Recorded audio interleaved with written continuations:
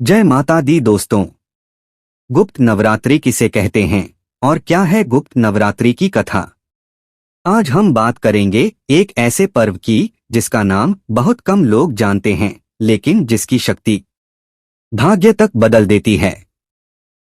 आज हम जानेंगे गुप्त नवरात्रि किसे कहते हैं, ये कब से शुरू होती है, इनकी पौराणिक कथा क्या है और सबसे जरूरी कि ये हमारे जीवन को कैसे बदल सकती हैं।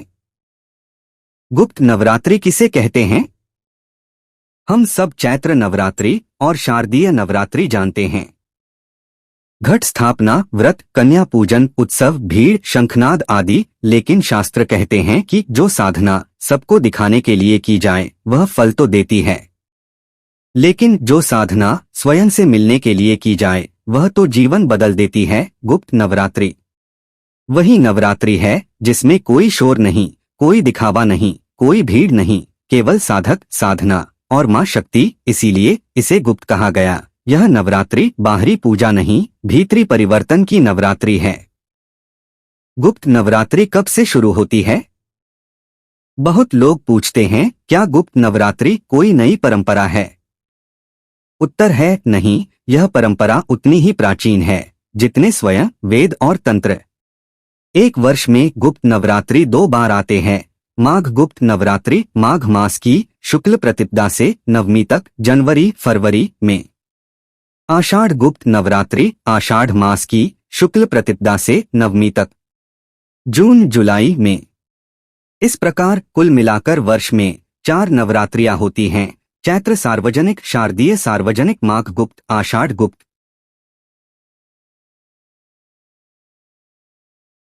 साल 2026 के गुप्त नवरात्रि शुरुआत।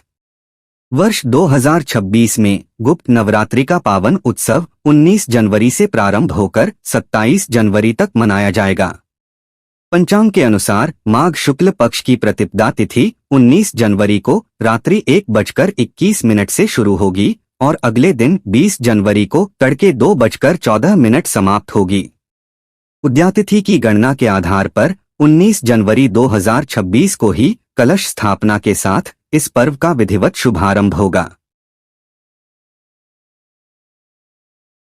शास्त्रों में एक गूढ़ बात कही गई है कि भोग के लिए उत्सव और मोक्ष के लिए मौन।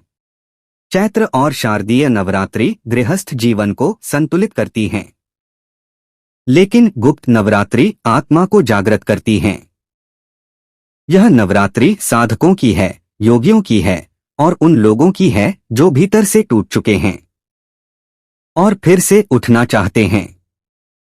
अब यहां से कथा और भी रहस्यमय हो जाती है।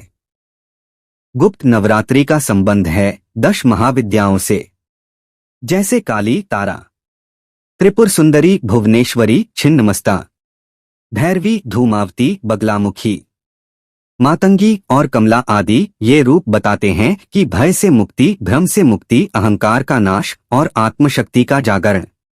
गुप्त नवरात्रि का रहस्य और कथा। एक बार कैलाश पर्वत पर माता पार्वती ने भगवान शिव से प्रश्न किया, हे प्रभु, सब लोग 2 नवरात्रियां जानते हैं, लेकिन कुछ ऋषि गुप्त नवरात्रि की बात क्यों करते हैं? भगवान शिव ध्यान से आंखें खोलते हैं और कहते हैं, पार्वती, संसार 2 प्रकार के लोगों से बना है। एक तो वे जो बाहर की पूजा करते हैं और दूसरे वे जो भीतर की साधना करते हैं। शिव कथा सुनाते हुए कहते हैं, एक समय ऐसा आया जब असुर शक्तियां दिखाई नहीं देती थीं, लेकिन देवताओं को भीतर से तोड़ रही थीं।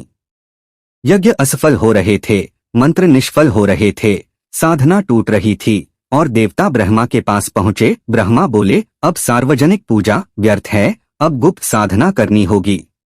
तब ब्रह्मा, विष्णु और शिव तीनों ने माघ और आषाढ़ मास में मौन धारण किया। न कोई घोषणा, न कोई उत्सव और न कोई प्रदर्शन, केवल ध्यान, मंत्र और मां शक्ति का स्मरण। नवमी की रात्रि में आकाश कंपित हुआ।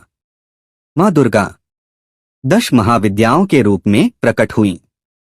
मां बोली, जो मुझे गुप्त रूप से पूजेगा मैं उसके जीवन के गुप्त दुख भी हर लूंगी। असुर नष्ट हुए, देवताओं में शक्ति लौटी और तभी से यह पर्व कहलाया गुप्त नवरात्रि। आज हमारी लड़ाइयाँ बाहर से नहीं हैं, हमारी लड़ाइयाँ तो भीतर से हैं। डर, असफलता, अकेलापन, आत्मसंदेह। गुप्त नवरात्रि हमें सिखाती है कि हर युद्ध तलवार से नहीं जीता जाता, कुछ युद्ध मौन से जीते जाते हैं। आप चाहे तांत्रिक न हो, फिर भी यह नवरात्रि आपके लिए है। इस नवरात्रि में मौन रहे, प्रतिदिन दीपक जलाएं, माँ दुर्गा का स्मरण करें, नकारात्मक सोच से दूरी रखें और स्वयं से संवाद करें। लेकिन कोई दिखावा न करें, अहंकार न रखें, दूसरों से तुलना न करें। याद रखिए, चैत्र और शारदीय नवरात्रि माँ को मनाने का पर्व है, लेकिन गुप्त नवरात्रि खुद को बदलने का पर्व है। अगर आप टूट चुके हैं, हार मानने वाले हैं, अंदर से खाली महसूस करते हैं, तो यह नवरात्रि आपके लिए है।